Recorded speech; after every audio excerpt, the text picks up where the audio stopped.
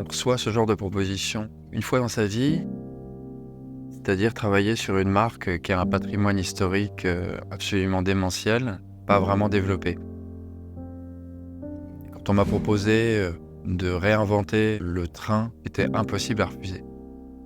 Ma vision, ça a été de me caler selon les mêmes valeurs qui ont été celles de la création de l'Orient Express, des valeurs d'ultra dessin, d'un détail stupéfiant, de mélange de matières extrêmement complexes avec une notion de sécurité liée au transport. Donc d'avoir la même approche, c'est celle d'avoir une ergonomie parfaitement étudiée qui permettait de traiter de A jusqu'à Z la vie des voyageurs pendant plus de 48 heures dans un endroit extrêmement confiné où on mélange respect de l'intimité et relations sociales dans des endroits dédiés.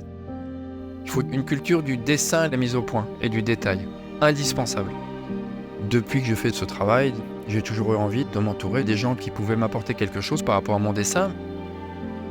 Je pense que ça correspond complètement à ce projet de train. L'idée, c'est de construire avec les artisans, avec des savoir-faire et avec des gens qui ont envie de se poser des questions, de bousculer ces savoir-faire et de se dire tiens, ça, non, j'ai jamais essayé, mais pourquoi pas. Je les mets tous en avant parce que on a besoin d'eux, on a besoin de leur donner du travail pour qu'ils puissent perdurer, former d'autres gens et que nos successeurs puissent utiliser ces mêmes savoir-faire qui sont un trésor français. On a beaucoup de chance d'avoir en France un tissu de maîtres d'art, d'ateliers, d'orfèvres qui, depuis Colbert, est devenu une sorte d'institution.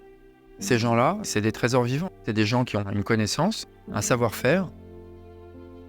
C'est plus agréable de ne jouer qu'avec des solistes parce qu'ils ont un niveau de virtuosité qui fait que si on arrive à les faire jouer tous ensemble, on obtient un truc unique.